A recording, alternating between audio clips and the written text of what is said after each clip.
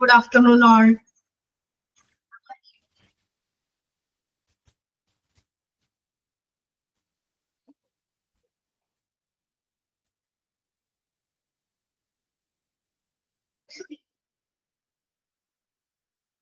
Good afternoon. Good afternoon, ma'am.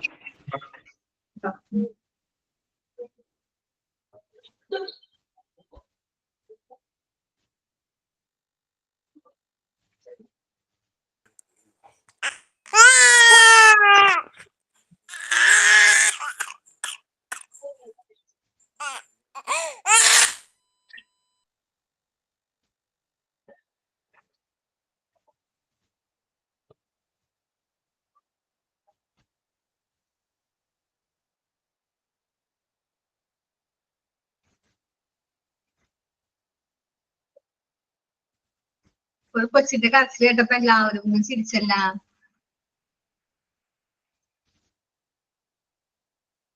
എല്ലാവർക്കും സന്തോഷമായ?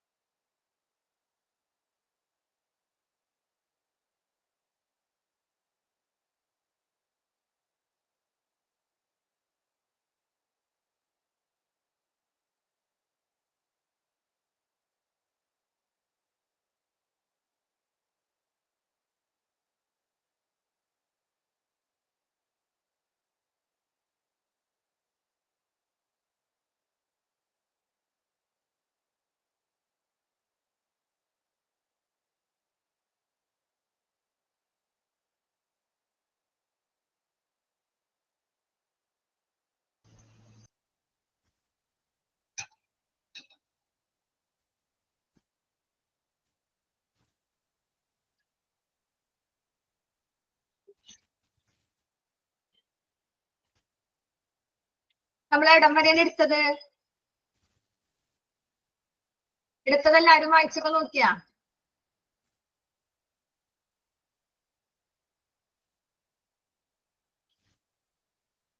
Miscellaneous reports എടുത്തു. Reports എടുത്തു. ഇനി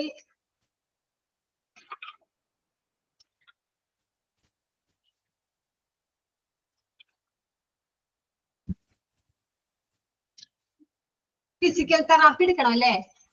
ഓക്കെ തുർമി, താങ്ക് യു. ഇനി ഫിസിക്കൽ തെറാപ്പി എടുക്കണം. Okay okay. എന്തുണ്ട് എല്ലാവർക്കും മോക്ക് ടെസ്റ്റ് ഒക്കെ അറ്റൻഡ് ചെയ്യാൻ പറ്റിയാ? കിട്ടണ്ട എല്ലാവർക്കും ക്വസ്റ്റ്യൻസ് ഒക്കെ?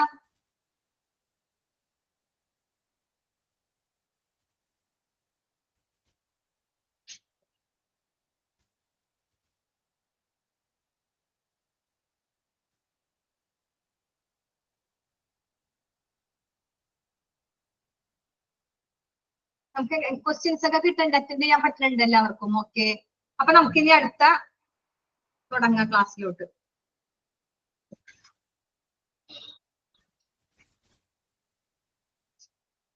സ്ക്രീൻ ഷെയർ ചെയ്യാട്ടാ, എല്ലാരും കാണുന്നുണ്ടോ നോക്കാം.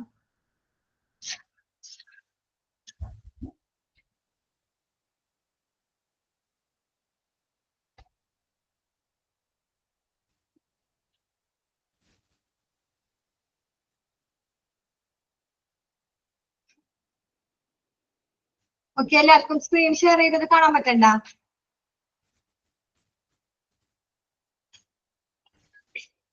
ഓക്കെ, നമുക്ക് തുടങ്ങാം.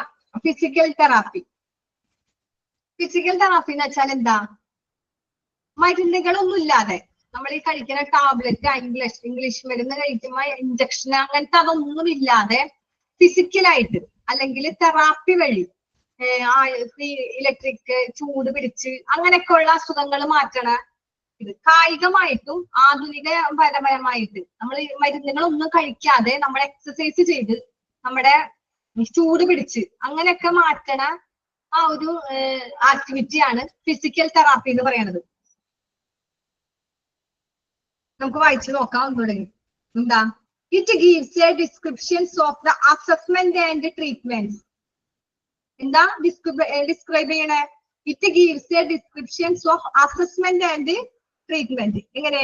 നമ്മൾ ചികിത്സ, അസസ്മെന്റ് എന്ന് വെച്ചാൽ വിലയിരുത്തണം. നമ്മൾ എങ്ങനെ വിലയിരുത്താം? ചികിത്സയില് നമ്മൾ എങ്ങനെയാണ് ചികിത്സിക്കണം, എങ്ങനെ ചികിത്സയിൽ കൂടി നമ്മൾ വിലയിരുത്തണം. അതിൽ which include the use of, എന്തൊക്കെ നമുക്ക് ഉൾക്കൊള്ളിക്കാം? Exercise, heat, cold, water, electricity, ultrasound and physical means to bring back the patient to useful activity. അപ്പൊ നമ്മള് എന്താ പറഞ്ഞേ?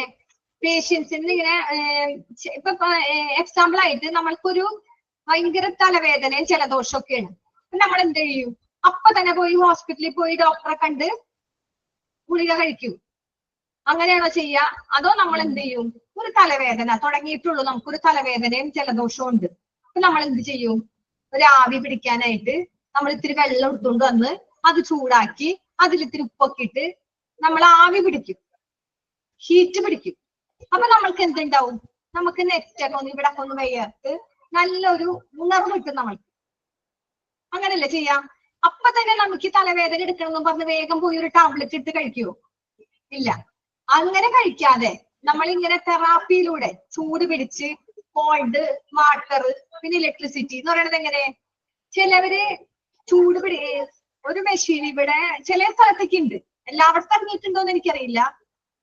നീർക്കെട്ടൊക്കെ ഉള്ളവർക്ക് ഒരു കല്ല് കരണ്ടിൽ കുത്തി വെച്ചേക്കാണ്. ആ കല്ല് അതിൽ കയറി കിടന്നു കഴിഞ്ഞാൽ ശരീരത്തിലുള്ള എല്ലാ നീർക്കെട്ടും ആ കല്ല് വലിച്ചെടുക്കും.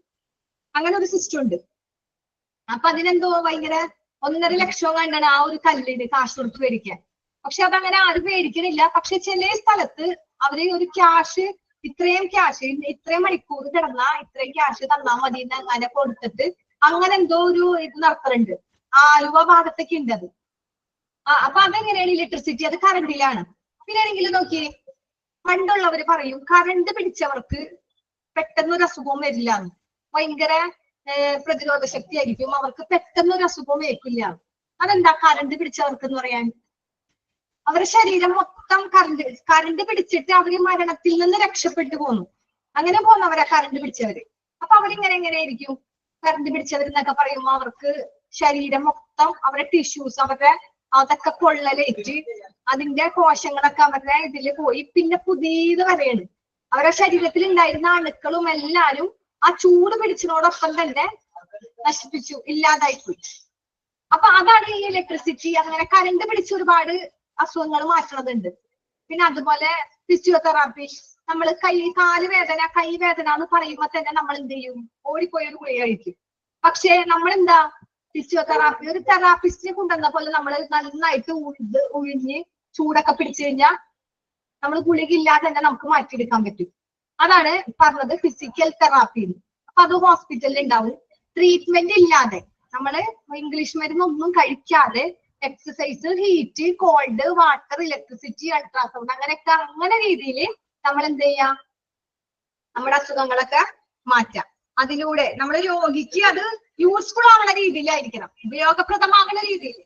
ഇങ്ങനെയാണ് രോഗിക്ക് യൂസ്ഫുൾ ആകുന്ന ഉപയോഗപ്രദമായ രീതിയിൽ രോഗീനെ എന്താ ബ്രിങ് ബാക്ക് തിരിച്ചു കൊണ്ടുവരാൻ, രോഗീനെ സാധാരണ ലെവലിലോട്ട് തിരിച്ചു കൊണ്ടുവരാൻ വേണ്ടി നമുക്ക് ഈ എക്സസൈസ് ഫിസിയോതെറാപ്പി സഹായിക്കപ്പെടും. ഓക്കെ, മനസ്സിലായ എല്ലാവർക്കും? ഓക്കെ ആണോ അത് ഓക്കെ ആണോ? എല്ലാവരും ഒന്ന് വായിച്ചു നോക്കിയേ. ഓക്കെ എല്ലാവരും ഒന്ന് വായിച്ചു നോക്കിയേ.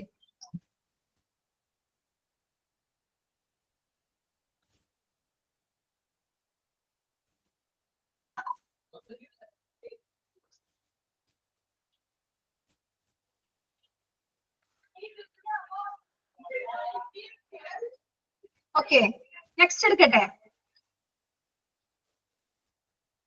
നെക്സ്റ്റ് എന്താ? നെക്സ്റ്റ് പറഞ്ഞത് സോഷ്യൽ സർവീസ് ഡാറ്റ. ഇപ്പൊ ഞാൻ പറയണേ, നമ്മുടെ ഹോസ്പിറ്റലിൽ മിക്ക ഹോസ്പിറ്റലിലും ഉണ്ട് സോഷ്യൽ സർവീസ്. അതെങ്ങനെ സോഷ്യൽ സർവീസ് ഡാറ്റ? അതിനൊരു ഡാറ്റ ഉണ്ടാവും. അതെങ്ങനെയാ നടത്തണേ? ഇപ്പൊ ഒരു പേഷ്യന്റിനെ ഹോസ്പിറ്റലിൽ ചികിത്സിച്ച് ആ പേഷ്യന്റ് ഭയങ്കര ഭയങ്കര പൂർ ഫാമിലിയാണ്. അപ്പൊ അവർക്ക് കുട്ടികളെ പഠിക്കലുണ്ടാവും, അങ്ങനത്തെ ഉള്ള ഭയങ്കര ബുദ്ധിമുട്ട് അങ്ങനെയൊക്കെ ഉണ്ടാവും. അങ്ങനെയുള്ളവരെ ഈ ഹോസ്പിറ്റലുകാർ എന്ത് ചെയ്യും? ഹോസ്പിറ്റലുകാര് അവർക്ക് സോഷ്യൽ സർവീസ് നടത്തണ്ടാവും. മിക്ക വലിയ ഹോസ്പിറ്റലുകാരും ഉണ്ട് സോഷ്യൽ സർവീസ് നടത്തണത്. അപ്പൊ അവർക്ക് അവരുടേതായ ഡാറ്റ അതിലെന്തൊക്കെ ഉൾപ്പെടും? It must consist of background എന്ന് വെച്ചാൽ എന്താ? Background, social information and problems identified by the patient, his family and his social worker. ഒരു പേഷ്യന്റിന്റെ പിന്നോക്കം നിൽക്കുന്നവരായിരിക്കും അതില്. ഓക്കെ, അപ്പൊ നമ്മള് ഇത് നോക്കണം. സോഷ്യൽ ഇൻഫർമേഷൻ ഗ്രൂപ്പ് വഴിയൊക്കെ ആയിരിക്കും. ഇപ്പൊ ഹോസ്പിറ്റലിൽ പറയുമ്പോ ഒരാളായിരിക്കില്ല, അതിലൊരു ട്രസ്റ്റ് ഫുള്ള് സപ്പോർട്ട് ആയിരിക്കും. ഒരു ട്രസ്റ്റിന്റെ കീഴിലായിരിക്കും. ഹോസ്പിറ്റലിലൊക്കെ പറയുമ്പോൾ എന്തായിരിക്കും? ഒരു ട്രസ്റ്റ്, ഒരു സംഘടന, ഒരു ഗ്രൂപ്പ്. അങ്ങനെയാണ് ഈ സോഷ്യൽ വർക്കർ ഒക്കെ ചെയ്യുന്നത്. അപ്പൊ നമ്മളെ ഹോസ്പിറ്റലിൽ വരുമ്പോ ആ പേഷ്യൻസിനെ കുറിച്ച് നമ്മൾ വിവരങ്ങൾ അറിഞ്ഞു, അവരുടെ ചുറ്റുപാട് എങ്ങനെയെന്നുള്ളത് നമ്മൾ അറിഞ്ഞു. എന്നിട്ട് നമ്മൾ എന്ത് ചെയ്തു? അവരുടെ പ്രോബ്ലംസ് അവരൊക്കെ മനസ്സിലാക്കി നമ്മൾ ആ പേഷ്യൻസിനെ കറക്റ്റ് ഐഡന്റിഫൈ ചെയ്യണം. ഒരു പേഷ്യന്റ് ഇങ്ങനെ ഉണ്ട്, ആ പേഷ്യന്റിനെ കുറിച്ച് നമ്മൾ കറക്റ്റ് ഐഡന്റിഫൈ ചെയ്തു, പ്രോബ്ലംസ് ഒക്കെ മനസ്സിലാക്കി. ഹിസ് ഫാമിലി, അവരുടെ ഫാമിലി എങ്ങനെയാണ്? അപ്പൊ നമ്മൾ ആ ഫാമിലിനെ ഫുള്ള് ഹോസ്പിറ്റലുകാർ ഏറ്റെടുക്കും. എന്നിട്ട് അവർക്ക് വേണ്ട എല്ലാ കാര്യങ്ങളും, ആരോഗ്യകരമായ ഹെൽത്ത് കാര്യങ്ങള്, ഹോസ്പിറ്റലൈസ് കാര്യങ്ങള്, അവരെ മക്കളുടെ പഠിക്കുന്നതടക്കം, കുട്ടികളെ പഠിപ്പിക്കാനുള്ള എല്ലാ കാര്യങ്ങളും ആര് ചെയ്യും? ഈ ഹോസ്പിറ്റലുകാർ ചെയ്യും. അത് ചെയ്യണേന് അവർക്ക് സെപ്പറേറ്റ് ഒരു ഡിപ്പാർട്ട്മെന്റ് ഉണ്ട്. സോഷ്യൽ സർവീസ് ഡാറ്റകളാണ് അവിടെ ചെയ്യണത്. സോഷ്യൽ സർവീസ് ഡാറ്റ അതെന്താ? അപ്പൊ അത് consist of background, social information and problems identified by the patient, his family and his social worker.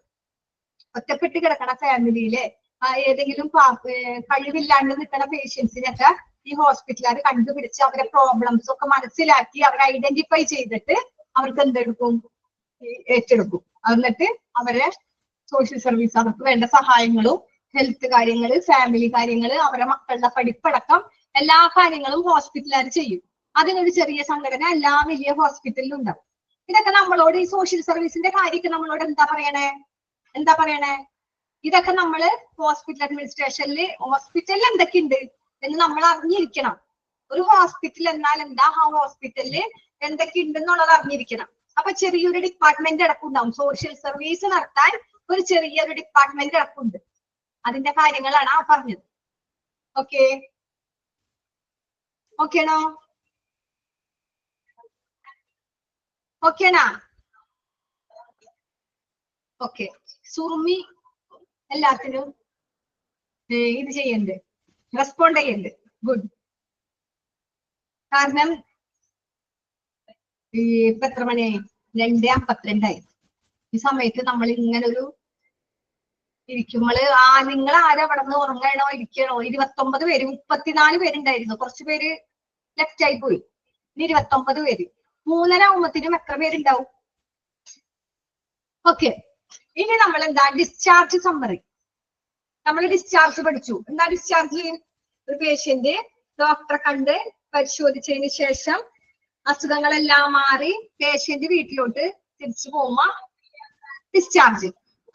തിരിച്ചു പോകുമ്പോ ഡിസ്ചാർജ് ആണെങ്കിൽ തിരിച്ചു പോകണ സമയത്ത് പേഷ്യന്റിന്റെ കയ്യില് എന്തുണ്ടാവും? ഡിസ്ചാർജ് സമ്മറി ഉണ്ടാവും. ഓക്കെ, പേഷ്യന്റ് വീട്ടിലോട്ട് ഡിസ്ചാർജ് ചെയ്ത് പോകുമ്പോൾ ആ പേഷ്യന്റിന്റെ അല്ലെങ്കിൽ ആ പേഷ്യന്റിന്റെ ബൈസ്റ്റാൻഡറിന്റെ കയ്യിൽ എന്തുണ്ടാവും? ഡിസ്ചാർജ് സമ്മറി ഉണ്ടാവും. എന്താ? ഡിസ്ചാർജ് സമ്മറി ഉണ്ടാവും.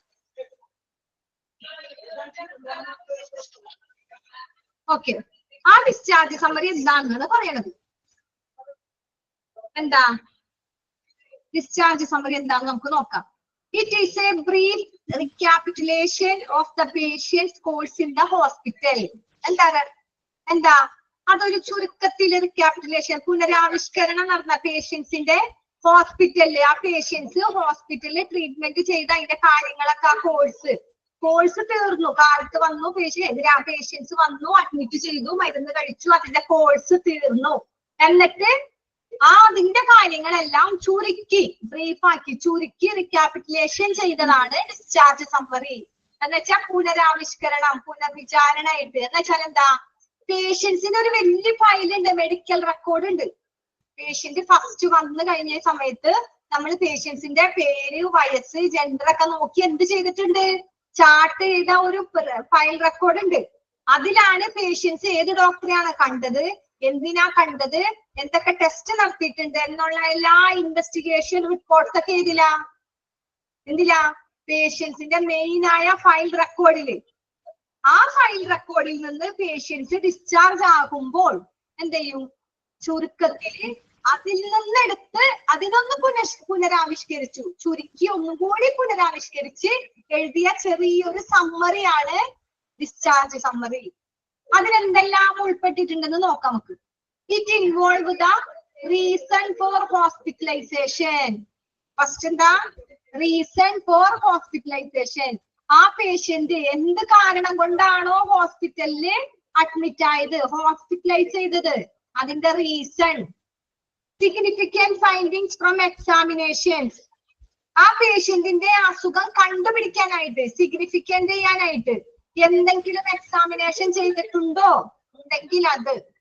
പ്രൊസീജിയർ, അതിന്റെ നടപടിക്രമങ്ങള്. തെറാപ്പി, ആ പേഷ്യന്റിന് എന്തെങ്കിലും തെറാപ്പി കൊടുത്തിട്ടുണ്ടോ? Given and response. പേഷ്യന്റിന്റെ മരുന്ന് എന്തെങ്കിലുമൊക്കെ കൊടുത്തിട്ട് പേഷ്യന്റിന്റെ റെസ്പോൺസ് എന്താണ്, പേഷ്യന്റ് അതിന് പ്രതികരിക്കുന്നുണ്ടോ എന്നുള്ള കാര്യങ്ങള്. കണ്ടീഷൻ, പേഷ്യൻസിന്റെ കണ്ടീഷൻ എന്താണ് at the time of discharge. ആ സമയത്ത് പേഷ്യന്റ് ഡിസ്ചാർജ് ചെയ്യുന്ന സമയത്ത് പേഷ്യന്റിന്റെ കണ്ടീഷൻ എന്താണ്, പേഷ്യന്റിന്റെ അവസ്ഥ എന്താണ്, അത് കറക്റ്റ് ആയിട്ട് ഡിസ്ചാർജ് സമ്മറിയിൽ എന്ത് ചെയ്യണം? എഴുതിയേക്കണം. പിന്നെന്താ പറഞ്ഞേ?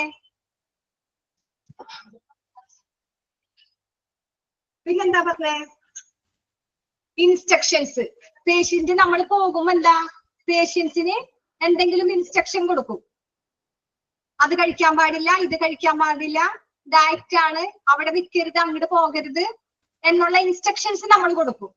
ആ ഇൻസ്ട്രക്ഷൻസ് കൊടുക്കുന്ന ഇൻസ്ട്രക്ഷൻസ് എന്ത് ചെയ്യണം? പേഷ്യൻസിന്റെ ഇൻസ്ട്രക്ഷൻസും ആ ഡിസ്ചാർജ് സമ്മറിയിൽ എഴുതിയിരിക്കണം. റിഗാർഡിംഗ് മെഡിക്കേഷൻസ്, നമ്മൾ എന്തെല്ലാം മരുന്ന് പേഷ്യന്റിന് കൊടുക്കണ്ട്, പേഷ്യന്റ് ഏതൊക്കെ മരുന്ന് കഴിച്ചിട്ടുണ്ട് എന്നുള്ള കാര്യങ്ങള്. ഫിസിക്കൽ ആക്ടിവിറ്റീസ്, ഏതാ? Diet, follow up care. നമ്മള് ഫിസിക്കൽ ആക്ടിവിറ്റി, ശാരീരികമായിട്ട് എന്തെങ്കിലും എക്സസൈസ് ഒക്കെ പറഞ്ഞു കൊടുത്തിട്ടുണ്ടാവും. ഇന്നതാ ചെയ്യണം, ഇന്ന് രാവിലെ ഉറക്കത്തിൽ നിന്ന് എണീക്കുമ്പോ തന്നെ ഇത്രയും ചെയ്യണം, രാത്രി ഉറങ്ങാൻ പോകുന്നതിന് മുമ്പ് ഈ എക്സസൈസ് ചെയ്യണം എന്നുള്ള കാര്യങ്ങളൊക്കെ പറഞ്ഞിട്ടുണ്ടാവും. ഡയറ്റ് പറഞ്ഞിട്ടുണ്ടാവും. നമ്മൾ ആ പേഷ്യന്റിന്റെ കെയർ എങ്ങനെയാണോ ഫോളോ അപ്പ് ചെയ്യണേ അതെല്ലാ കാര്യവും എന്തിലുണ്ടായിരിക്കണം? ഡിസ്ചാർജ് സമ്മറിയിൽ ഉണ്ടായിരിക്കണം. ഓക്കെ, അത് വലിച്ചു വാരി ആ ഫയലിലുള്ള പോലെ തന്നെയല്ല എഴുതണ്ടേ. എങ്ങനെ എഴുതണം? ബ്രീഫ് റിക്കാപ്പിറ്റുലേഷൻ. ചുരുക്കി അതിന്റെ എഴുതിയേക്കണതിന്റെ പുനരാവിഷ്കരിച്ച് നമ്മുടേതായ രീതിയിൽ ഷോർട്ട് ആക്കിയിട്ട് വേണം എഴുതാൻ. ഡിസ്ചാർജ് സമ്മറി എന്തായിരിക്കും? ഒരു ചെറിയ സമ്മറി ആയിരിക്കും. ആ ഒരു സമ്മറിയും കൊണ്ടാണ് നമ്മൾ പോണത് അല്ലേ? ചെറിയൊരു സമ്മറിയാണ്. ആ ഒരു സമ്മറിയിൽ എങ്ങനെയായിരിക്കണം? ബ്രീഫായിട്ട് ചുരുക്കി എന്നാൽ അതിലെല്ലാ കാര്യവും ഉണ്ടായിരിക്കുകയും വേണം. ചുരുക്കി എഴുതാൻ പാടുള്ളൂ, പക്ഷെ അതിലെല്ലാ കാര്യവും ഉണ്ടാകണം. ഓക്കെ, അതാണ് ഡിസ്ചാർജ് സമ്മറി. എന്തെല്ലാം കാര്യങ്ങൾ ഉണ്ടായിരിക്കണം? ഹോസ്പിറ്റലിൽ പേഷ്യന്റ് ഹോസ്പിറ്റലൈസ് ആവാനുള്ള കാരണം, റീസൺ, സിഗ്നിഫിക്കന്റ് ഫൈൻഡിങ്സ്, എക്സാമിനേഷൻസ്, അതിന്റെ പ്രൊസീജിയർ, തെറാപ്പി, പിന്നെ കണ്ടീഷൻ, പേഷ്യൻസിന്റെ കണ്ടീഷൻ, പേഷ്യൻസ് റെസ്പോൺസ് ചെയ്യുന്നുണ്ടോ, physical activities, diet follow up, അങ്ങനത്തെ എല്ലാ കാര്യങ്ങളും ഡിസ്ചാർജ് സമ്മറിയിൽ ഉണ്ടായിരിക്കണം. ഓക്കെ അല്ലേ? എല്ലാവർക്കും മനസ്സിലാകണില്ലേ? പറയണത് മനസ്സിലാകുന്നുണ്ടോ? സ്പീഡ് കൂടുന്നുണ്ടോ? സ്പീഡ് ഇല്ല. ഓക്കെ, അതാണ് ഡിസ്ചാർജ് സമ്മറി. ഒന്ന് വായിച്ചു നോക്കിയേ, ഡിസ്ചാർജ് സമ്മറി ഒന്ന് വായിച്ചു നോക്കിയേ.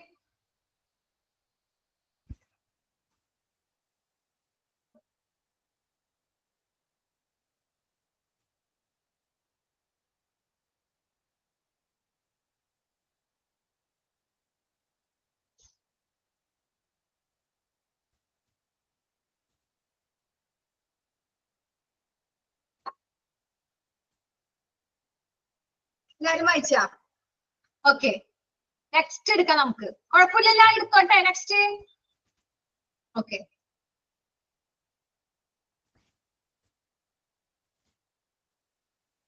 സിമ്പിൾ ആണ്.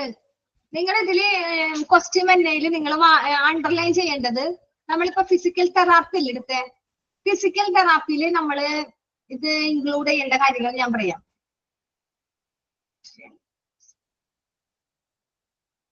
ഫിസിക്കൽ തെറാപ്പിയില് നമ്മൾ എന്താ ഡിസ്ക്രൈബ് ചെയ്യണേ, എന്താ ഡിസ്ക്രൈബ് ചെയ്യണെന്ന് ചോദിച്ചാൽ അസസ്മെന്റ് ആൻഡ് ട്രീറ്റ്മെന്റ് എഴുതിച്ചോ. അസസ്മെന്റ് ആൻഡ് ട്രീറ്റ്മെന്റ് അണ്ടർലൈൻ ചെയ്തോ. അസസ്മെന്റ് ആൻഡ് ട്രീറ്റ്മെന്റ് അത് അണ്ടർലൈൻ ചെയ്യാം. എന്ന് വെച്ചാൽ എന്താ, അതിന്റെ വിലയിരുത്തലുകളും ചികിത്സകളും കൊടുക്കാനാണ് നമ്മൾ ഇത് വിവരിക്കുന്നത്, ഫിസിയോതെറാപ്പി. പിന്നെന്താ നമ്മളതില് പിന്നെ ഇൻക്ലൂഡ് ചെയ്യണത്, ഫിസിക്കൽ തെറാപ്പിയിൽ എന്തെല്ലാം എക്സസൈസ്, ഹീറ്റ്, ആ കാര്യങ്ങളൊക്കെ അതും ഒന്ന് അടയാളപ്പെടുത്തിക്കോ.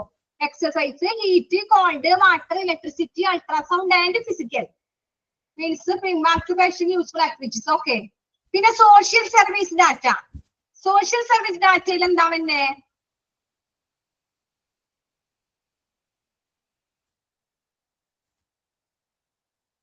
it must consist background, social information, problems identified by the അതിലൊന്നും വരുന്നില്ല കേട്ടാ, അതിലൊന്നുമില്ല. പിന്നെ ഡിസ്ചാർജ് സമ്മറി, ഡിസ്ചാർജ് സമ്മറിയിൽ അണ്ടർലൈൻ ചെയ്തോ. ബ്രീഫ് റീക്യാപിറ്റുലേഷൻ അത് അണ്ടർലൈൻ ചെയ്തോക്കാം. പേഷ്യന്റിന്റെ എങ്ങനെ വേണം ഡിസ്ചാർജ് സമ്മറി തയ്യാറാക്കാൻ, ചുരുക്കിയിട്ട് വേണം നമ്മൾ, അതേപോലെ എഴുതാൻ പറ്റില്ല. പേഷ്യന്റിന്റെ ഒരു ഫയൽ റെക്കോർഡ് ഓൾറെഡി അവിടെ ഉണ്ട്, അത് തന്നെ നമ്മൾ എഴുതില്ല, നമ്മൾ ചുരുക്കി എഴുതുള്ളൂ. ഓക്കെ, അപ്പൊ നിങ്ങൾ അത് അണ്ടർലൈൻ ചെയ്തോ. പിന്നെന്താ, പിന്നെ ബാക്കി നിങ്ങൾ അറിഞ്ഞിരുന്നാൽ മതി, ഫോളോ ചെയ്യുന്ന കാര്യങ്ങൾ, ഹോസ്പിറ്റലൈസേഷന്റെ കാരണം, ഫൈൻഡിങ്സ്, പ്രൊസീജിയർ, തെറാപ്പികളൊക്കെ ഓർത്തിരിക്കുക. ഓക്കെ, ഇനി നെക്സ്റ്റ് നമുക്ക് തുടങ്ങാം. Assembling of medical record forms. എന്താ അസംബ്ലിംഗ്? അസംബ്ലിംഗ് എന്ന് വെച്ചാൽ എന്താ, കൂട്ടിച്ചേരല്, കൂട്ടി വെക്കുക എന്ന് വെച്ചാല് നമ്മള് ഒന്നിച്ച് വെക്കണത്, ഒന്നിച്ചു ചേരാം. മെഡിക്കൽ റെക്കോർഡ് ഫോംസ്, ഈ എല്ലാ മെഡിക്കൽ റെക്കോർഡ്സും കൂടി ഒന്നിച്ച് നമ്മൾ എവിടെ വെക്കും? എവിടെ വെക്കും? അതിനൊരു റൂം ഉണ്ട്, മെഡിക്കൽ റെക്കോർഡ് റൂം ഉണ്ട്. ആ മെഡിക്കൽ റെക്കോർഡ് ഡിപ്പാർട്ട്മെന്റിൽ നമ്മൾ പഠിച്ചു, മെഡിക്കൽ റെക്കോർഡ് ഡിപ്പാർട്ട്മെന്റ് പഠിച്ചു, MRD. ആ മെഡിക്കൽ റെക്കോർഡ് ഡിപ്പാർട്ട്മെന്റിലാണ് ഇതെല്ലാം ഒന്നിച്ച് കൂട്ടി വെക്കണത്. അവിടെ കൂട്ടി വെക്കുമ്പോൾ എന്താ, the arrangement of forms with the folder is as follows. അവിടെ ഒരു ഫോൾഡർ വെച്ചിട്ടുണ്ട്, ഒരു തട്ട് തട്ട് തട്ട് പോലെ ഓരോ ഫോൾഡർ വെച്ചിട്ടുണ്ട്. ആ ഫോൾഡറിൽ എങ്ങനെയാണ് ഈ ഫോംസുകളൊക്കെ അറേഞ്ച്മെന്റ് ചെയ്യേണ്ടത്? നമുക്കെല്ലാം കൊണ്ട് കുന്നുകാരി മാറ്റി വെക്കാൻ പറ്റുമോ? പറ്റില്ല. അതിനൊക്കെ എങ്ങനെ, നമ്മൾ ഓരോന്നിനും കറക്റ്റ് ആയിട്ട് അറേഞ്ച് ചെയ്ത് വെക്കണം. അപ്പൊ ഫസ്റ്റ് തന്നെ നമ്മൾ അറേഞ്ച് ചെയ്ത് വെക്കുമ്പോ ഫസ്റ്റ് തന്നെ ഷീറ്റ് ഏത് ഫയലായിരിക്കും? ഫസ്റ്റ് തന്നെ ആരുടെ ഫയലായിരിക്കും? Outpatient. ആരുടെ ഫയലായിരിക്കും? Outpatient. ഫസ്റ്റ് നമ്മള് ഔട്ട് പേഷ്യന്റ് വരും. Second correspondence. കറസ്പോണ്ടൻസ് എന്ന് വെച്ചാൽ എന്താ, ഔട്ട് പേഷ്യന്റിന്റെ പോലെ തന്നെ അതേപോലെ സാമ്യമുള്ള വേറെന്തെങ്കിലും. ഇൻവെസ്റ്റിഗേഷൻസ്, എന്തെങ്കിലും ടെസ്റ്റുകൾ നടത്തിയിട്ടുണ്ടെങ്കിൽ, എന്തെങ്കിലും നിരീക്ഷണങ്ങൾ, ഇൻവെസ്റ്റിഗേഷൻസ്. പിന്നെ ലാസ്റ്റ് വെക്കണതാണ് ഇൻപേഷ്യൻ. ലാസ്റ്റ് എന്താ? ഇൻപേഷ്യൻ, അവിടെ അഡ്മിറ്റ് ആയ പേഷ്യന്റ്. പക്ഷെ അവര് ലാസ്റ്റ് വന്നെങ്കിലും ഫസ്റ്റ് ആരായിരിക്കും മുമ്പ് വന്നത്? ഈ ഇൻപേഷ്യന്റ് ആയിരിക്കും. ഔട്ട് പേഷ്യന്റ് വന്ന് അവിടെ അഡ്മിറ്റ് ആയി കഴിഞ്ഞാൽ അത് ഓൾറെഡി ഇൻപേഷ്യന്റ് ആയില്ലേ. അപ്പൊ അവര് ഫസ്റ്റ് എൻഡറിൽ തന്നെ എന്തെന്നാ? ഔട്ട് പേഷ്യന്റ് ആയിട്ട്. അപ്പൊ first outpatient, last inpatient. Outpatient inpatient last ആവും.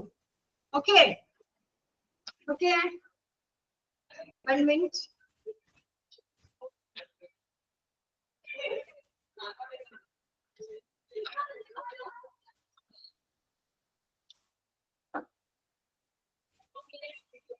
ഔട്ട് പേഷ്യന്റ് ആണ് first, last inpatient.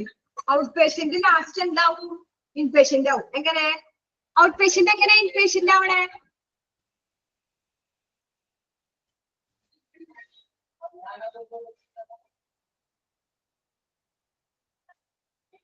Outpatient എങ്ങനെ ഇൻപേഷ്യന്റ് ആവണേ? ആ പേഷ്യന്റ് അവിടെ ഹോസ്പിറ്റലിൽ കിടന്ന് അഡ്മിറ്റ് ആയി കഴിയുമ്പോ എന്താവും? അത് ഇൻപേഷ്യന്റ് ആവും. അത് ലാസ്റ്റ് ടൈം. ഇൻപേഷ്യന്റിന്റെ ഫയലൊക്കെ എവിടെ വരാം? ലാസ്റ്റ്. നമ്മൾ ഈ 4 തരത്തിലാണ് നമ്മൾ ഫയലൊക്കെ അറേഞ്ച് ചെയ്ത് വെക്കേണ്ടത്. ഫോൾഡറിൽ, മെഡിക്കൽ റെക്കോർഡിൽ ആ ഫയലുകളൊക്കെ അറേഞ്ച് ചെയ്ത് വെക്കേണ്ടത് ഇങ്ങനെയാണ്. ഫസ്റ്റ് ഔട്ട് പേഷ്യന്റിന്റെ വെക്കാം. പിന്നെ കറസ്പോണ്ടൻസ്, ഔട്ട് പേഷ്യന്റ് പോലെ തന്നെ സാദൃശ്യമുള്ള വേറെ ഏതെങ്കിലും ഫയലൊക്കെ ഉണ്ടാവും. നമുക്കത് പിന്നീട് പഠിക്കാനുണ്ട്. പഠിക്കുമ്പോൾ നമുക്ക് പറയാം കറസ്പോണ്ടൻസ് ഫയൽ ഏതാണെന്ന്. പിന്നെ ഇൻവെസ്റ്റിഗേഷൻസ്, എന്തെങ്കിലും ഇൻവെസ്റ്റിഗേഷൻ ചെയ്തിട്ടുണ്ടെങ്കിൽ ആ ഫയൽ ഉണ്ടെങ്കിൽ അത് വെക്കാം. ഏറ്റവും താഴെ ഇൻപേഷ്യന്റ്.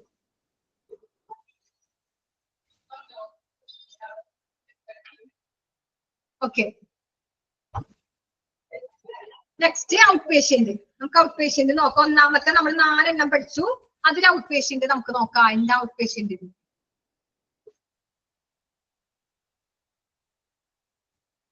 എന്താ ഔട്ട് പേഷ്യന്റ്?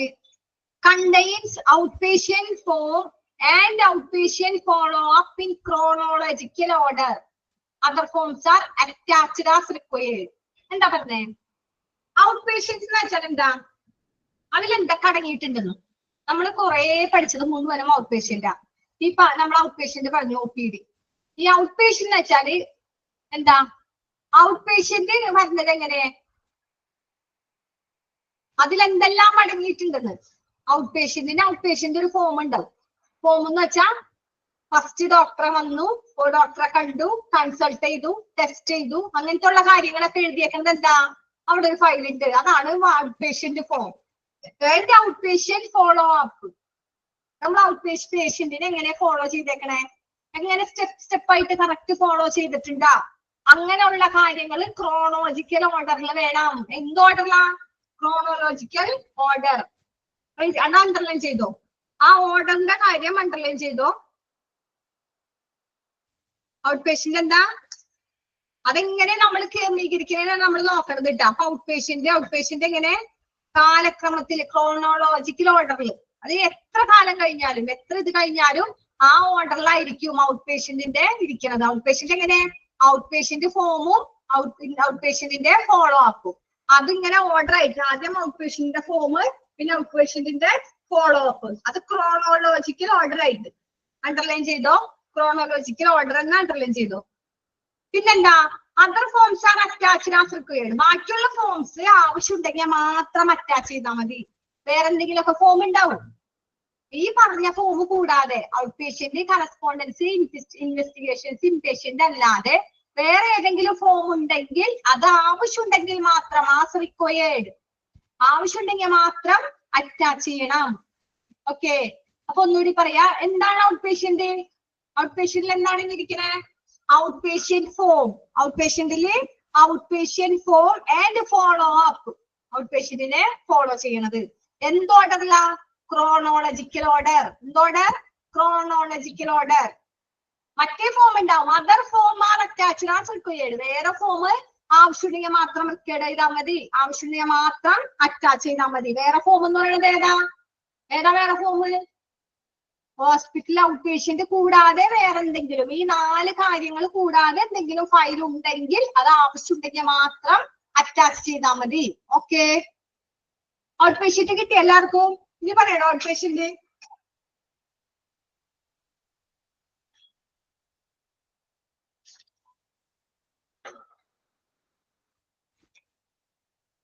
കിട്ടില്ലേ ഔട്ട് പേഷ്യന്റ്? ഓക്കെ. ഇനി കറസ്പോണ്ടൻസ്. എന്താ correspondence? Include referral letter form. കറസ്പോണ്ടൻസിൽ എന്തൊക്കെ? Referral letter form, admission request form, consultation form, consent to and investigations, preoperative checklist before operation, notification of stillbirth form, birth notification, medical report, infection control form, incident report form. ഇത്രയും കാര്യങ്ങളുണ്ട്. ഒന്നും കണ്ട് നിങ്ങൾ പേടിക്കണ്ട. നമുക്ക് ഓരോന്നോരോന്നായിട്ട് പഠിക്കാം. അപ്പൊ നമ്മള് ഇത്ര നേരം നമ്മൾ എന്ത് പഠിച്ചു? ഇത് പഠിച്ചു അഡ്മിഷൻ, ഔട്ട് പേഷ്യന്റ്. ഔട്ട് പേഷ്യന്റിൽ എന്താ? ഔട്ട് പേഷ്യന്റിന്റെ എന്തുണ്ടാവും? ഫസ്റ്റ് ഔട്ട് പേഷ്യന്റിന്റെ എന്താ ഉള്ളത്? ഫോളോ അപ്പ് ഫോമും ഔട്ട് പേഷ്യന്റിന്റെ ഫോമും. ഏത് ഓർഡറിലാ? ക്രോണോളജിക്കൽ ഓർഡറില്. മറ്റു ഫോമുകളൊക്കെ ആവശ്യമുണ്ടെങ്കിൽ മാത്രം attached. Your as required, attached required. ഇനി നമ്മൾ ഇൻവെസ്റ്റിഗേഷനിൽ എന്താ? അതിലെന്തൊക്കെ ഉൾപ്പെട്ടിട്ടുണ്ട്? ഇൻവെസ്റ്റിഗേഷൻ ലെറ്ററിൽ എന്തൊക്കെ വെക്കണം? Referral letter form. പേഷ്യന്റിനെ എവിടെ നിന്നാണോ റെഫർ ചെയ്ത് ആ ലെറ്റർ ഫോം വെക്കണം. അഡ്മിഷൻ റിക്വസ്റ്റ് ഫോം വെക്കണം. എന്നിവിടെ അഡ്മിറ്റ് ചെയ്യണം എന്നുള്ള റിക്വസ്റ്റ് ഫോം വെക്കണം. കൺസൾട്ടേഷൻ ഫോം വെക്കണം. രോഗി പേഷ്യന്റിനെ പരിശോധിച്ചു. രോഗി പേഷ്യന്റിനല്ല, ഡോക്ടർ പേഷ്യന്റിനെ പരിശോധിച്ചു എന്നുള്ള കൺസൾട്ടേഷൻ ഫോം വേണം. കൺസെന്റ് വേണം, സമ്മതം വേണം. To investigations. പേഷ്യന്റിന് എന്തെങ്കിലും ഇൻവെസ്റ്റിഗേഷൻസ് ഉണ്ടെങ്കിൽ അതിനാരെ കൺസെന്റ് വേണം? പേഷ്യന്റിന്റെ കൺസെന്റ് വേണം. Pre operative checklist before operation. എന്താ? ഓപ്പറേഷന് മുമ്പ് പേഷ്യന്റിന് എന്തെങ്കിലും ശസ്ത്രക്രിയ നടത്തിയിട്ടുണ്ടെങ്കിൽ അതിന്റെ ചെക്ക് ലിസ്റ്റ് കറക്റ്റ് ആയിട്ട് വേണം. എന്താ? ഓപ്പറേഷന് മുമ്പ് പേഷ്യന്റിന് എന്തെങ്കിലും കറക്റ്റ് ചെയ്തിട്ടുണ്ടെങ്കിൽ അതിന്റെ ഉള്ള കറക്റ്റ് ഡീറ്റെയിൽ വേണം. പിന്നെന്താ പറഞ്ഞേ? Preoperative checklist before operation. ഓപ്പറേഷന് മുമ്പ് ജനന ഫോമിന്റെ അറിയിപ്പ് കാര്യങ്ങൾ പറയണം. നോട്ടിഫിക്കേഷൻ, സ്റ്റിൽ ബർത്ത് ഫോം, ജനന ഫോം, സ്റ്റിൽ ബർത്ത് ജനന form. Preoperative checklist എന്താ? Preoperative checklist preoperative എന്ന് വെച്ചാൽ ശസ്ത്രക്രിയക്ക് മുമ്പ്, ഓപ്പറേഷൻ ചെയ്യാൻ പോകുന്നതിന് മുൻപ് പേഷ്യന്റിന് എന്ത് വേണം? ഓപ്പറേഷന്റെ കാര്യങ്ങളൊക്കെ ചെക്ക് ലിസ്റ്റ് ചെക്ക് ചെയ്യണം. Notification of stillbirth form. പേഷ്യന്റിന് എവിടെ സ്റ്റിൽ ബർത്ത് ഫോം കൊടുക്കണം. ജനന സർട്ടിഫിക്കറ്റ് കൊടുക്കണം. ബർത്ത് നോട്ടിഫിക്കേഷൻ കൊടുക്കണം. Medical report. ഇൻഫെക്ഷൻ എന്തെങ്കിലും ഉണ്ടെങ്കിൽ ഇൻഫെക്ഷൻ കൺട്രോൾ ഫോം. ഇൻഫെക്ഷൻ എന്തെങ്കിലും ഉണ്ടെങ്കിൽ infection control form. Incident report. പിന്നെന്താ? Incident report. എല്ലാവരും ഇവിടെ ഇല്ലേ? എല്ലാവരും ഇല്ലേ ഇവിടെ? കുറച്ച് പേര് മാത്രം ഇല്ലേ എന്ന് ചോദിക്കും, മെസ്സേജ് ഇടുന്നുണ്ട്. ബാക്കി കുറച്ച് പേര് ഒരു ഐഡിയ ഇല്ല. അവർ ഉറങ്ങിയാണോ? ഞാൻ വീട്ടിലുണ്ടാ? ഫോൺ വെച്ച് പോയാ?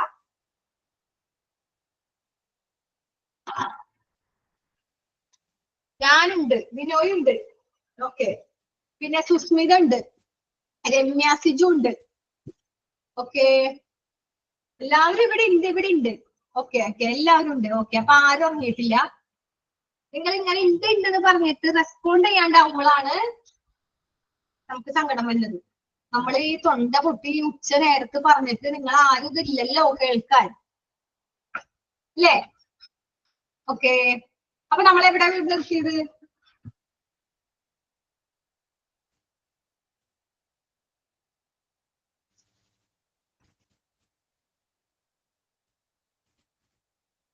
നമ്മൾ എവിടെ നിർത്തിയ? കുറച്ചെടുക്കാൻ മതിയല്ലേ? 4 ചാപ്റ്റർ. ഇൻവെസ്റ്റിഗേഷൻസ് എടുക്കാം. ഇൻവെസ്റ്റിഗേഷൻസ് അല്ല നമ്മൾ പഠിച്ചത് കറസ്പോണ്ടൻസ്, സാദൃശ്യം. അതിൽ റെഫറൽ ലെറ്റർ വരും, അഡ്മിഷൻ റിക്വസ്റ്റ് ഫോം വരും, കൺസൾട്ടേഷൻ ഫോം വരും.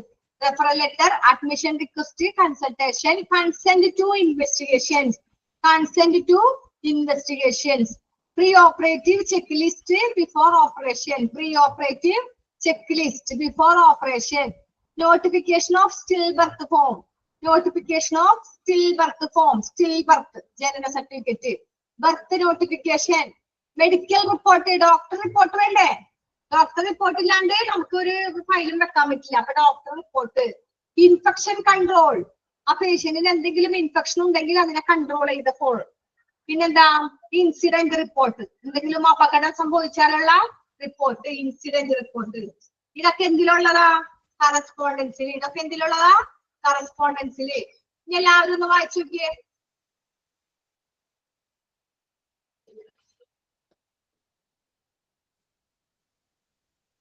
വായിച്ചു നോക്കിയ എല്ലാവരും.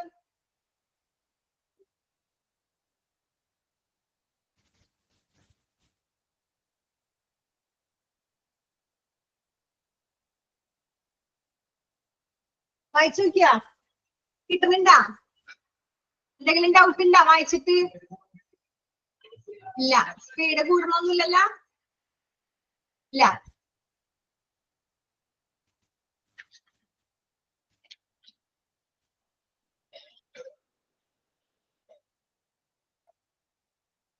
ഇല്ല. അപ്പൊ നമുക്ക് ഇൻവെസ്റ്റിഗേഷൻസ് കൊടുക്കാലോ. കൂടോ നിങ്ങക്ക്? ഇൻവെസ്റ്റിഗേഷൻ എടുക്കട്ടെ? ഇല്ല. ജോബിമോൾ ഇല്ല. ശാന്തിമോൾ എടുത്തോളാൻ. എല്ലാവരും എടുത്തോളാൻ പറയണേ. അപ്പൊ നമുക്ക് എടുക്കാം. സുർമി എടുത്തോളാൻ. ഗീതു എല്ലാവരും റിയാക്ട് ചെയ്യണ്ട്. അപ്പൊ എടുക്കാം. ഇൻവെസ്റ്റിഗേഷൻസ് എന്താ?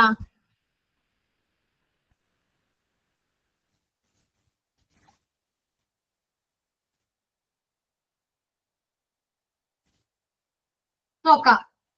Contains laboratory mount sheet in which all laboratory reports are arranged in chronological order.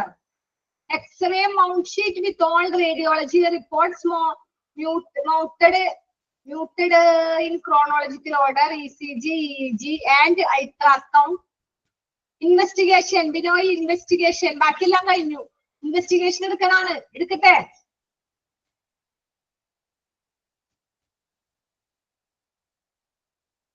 എടുക്കട്ടെ ബിനോയ്?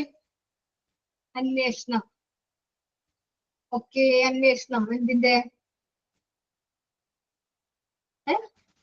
എന്താ ബിനോയ് പറഞ്ഞ? എന്തിന്റെ അന്വേഷണം? ഞാൻ മ്യൂട്ട് ഓൺ ആക്കിയില്ല. ബിനോയ് പറഞ്ഞോ.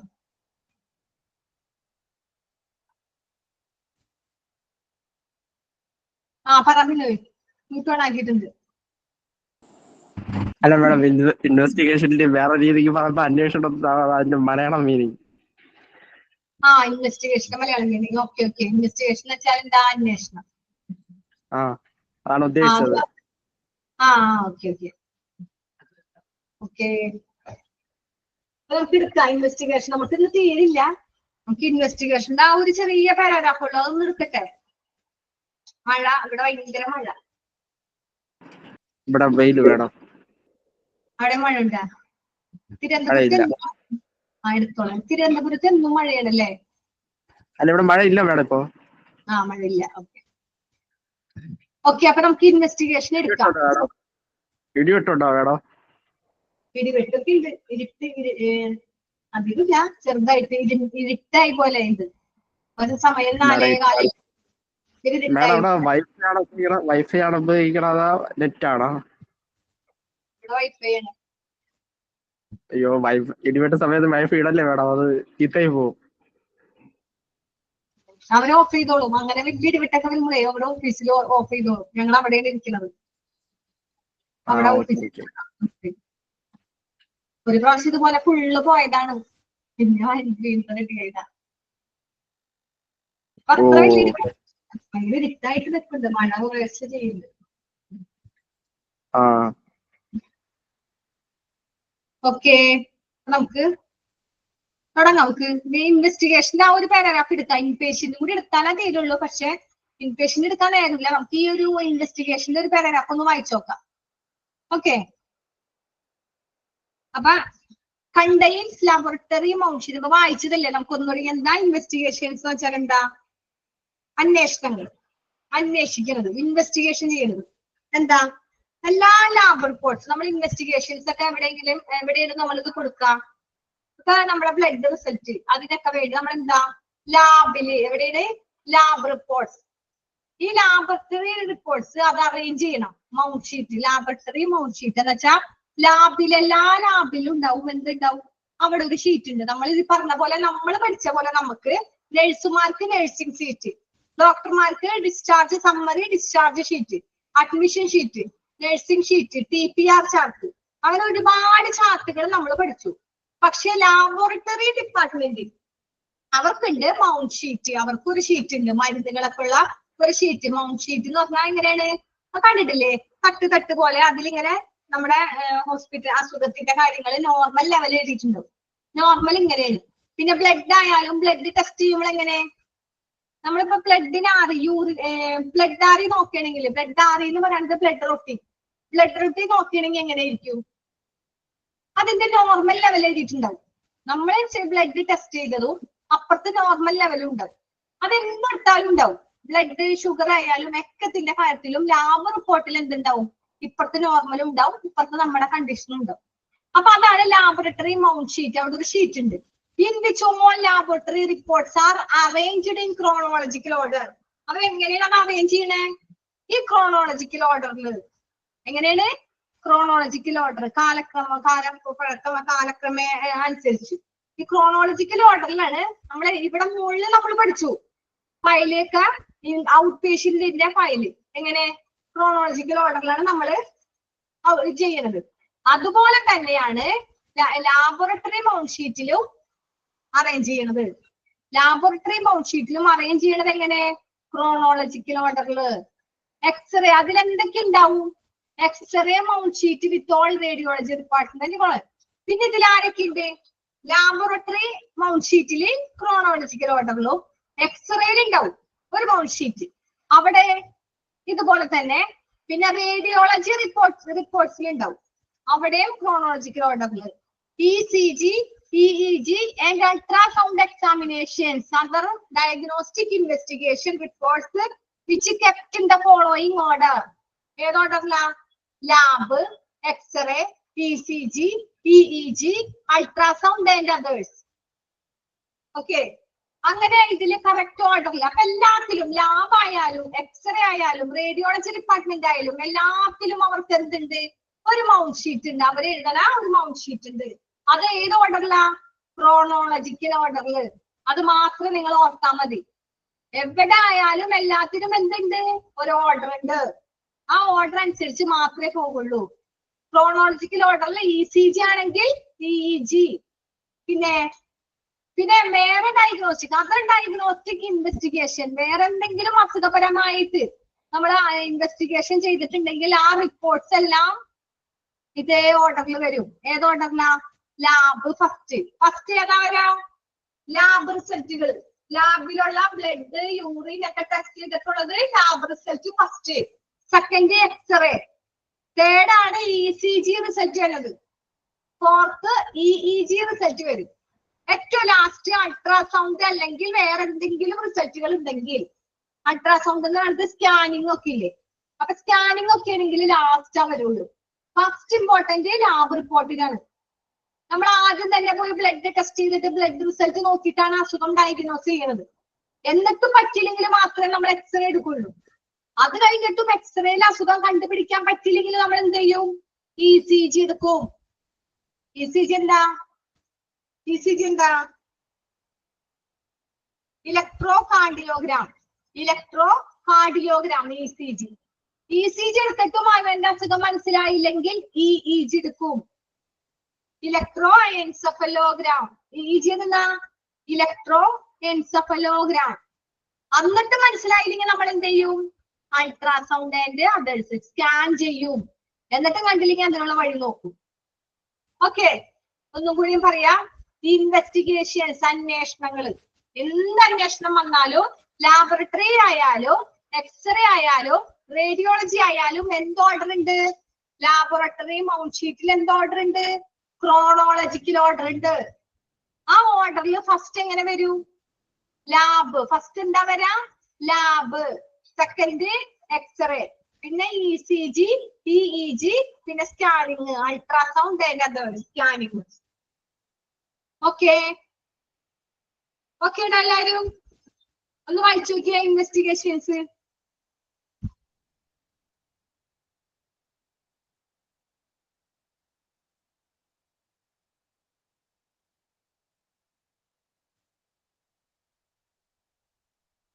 ഇൻവെസ്റ്റിഗേഷൻസ് വായിച്ചു നോക്കാം.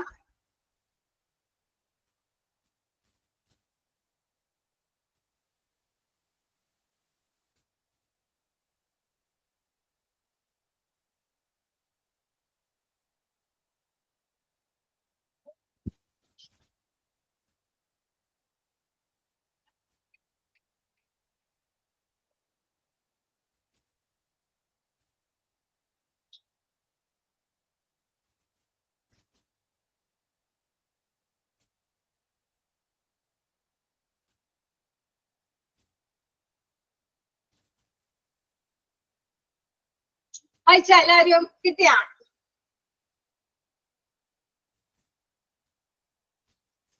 കിട്ടിയ എല്ലാവർക്കും ഇൻവെസ്റ്റിഗേഷൻസ്?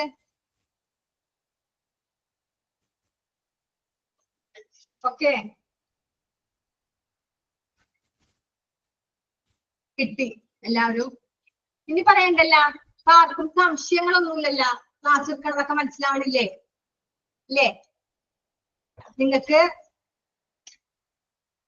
ക്ലാസ് മെയിലല്ലേ തുടങ്ങിയത്? മെയില് നമുക്കിനി ഇത്തിരി സ്പീഡിൽ എടുക്കണം. എന്നാലും ക്വസ്റ്റ്യൻസ് ഒക്കെ ഞാൻ പറഞ്ഞുതരാം, മനസ്സിലാവാതിരിക്കില്ല.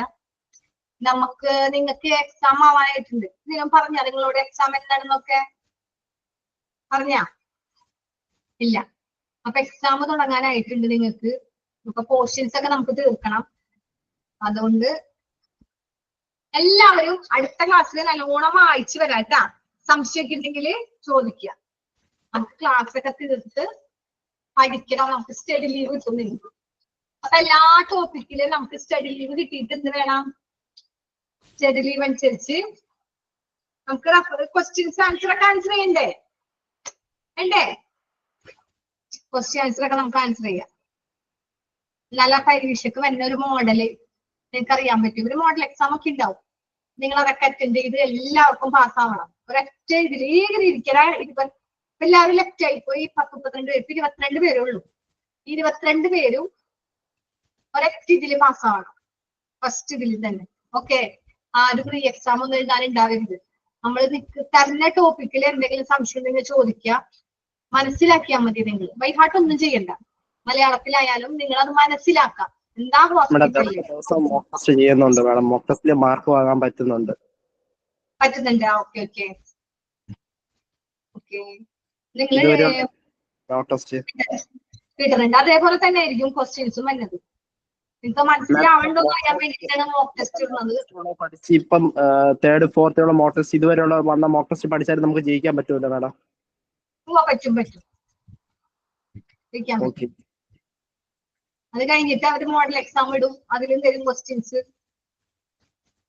ആ ഓക്കെ ഓക്കെ. ആ മോഡൽ എക്സാമിന്റെതും ഇത് പഠിച്ചാലും ജയിക്കാല്ലേ മാഡം? ഇത് പഠിച്ചാൽ ജയിക്കാം. പക്ഷെ ടെക്സ്റ്റ് ഒക്കെ ടെക്സ്റ്റ് ചെയ്താൽ വരുള്ളൂ. പുറത്തുനിന്ന് ഒന്നും വരില്ല. ഒക്കെ നമുക്ക് ടെക്സ്റ്റ് ചെയ്യുന്ന മാത്രമേ വരുള്ളൂ. നിങ്ങൾ പഠിച്ചോ? മോക്ക് ടെസ്റ്റ് കിട്ടുന്നതൊക്കെ നല്ലോണം വായിക്കും. അതിന് കൂടുതലുണ്ടാവും. ഓക്കെ ഓക്കെ ഓക്കെ, എന്നാ നമുക്ക് ക്ലാസ് വൈൻഡപ്പ് ചെയ്യട്ടെ. Okay okay. Thank you ma'am. Okay thank you ma'am.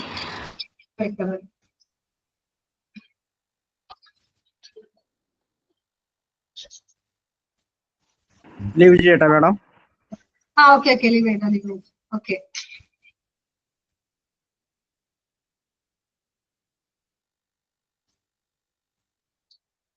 By madam. Okay bye.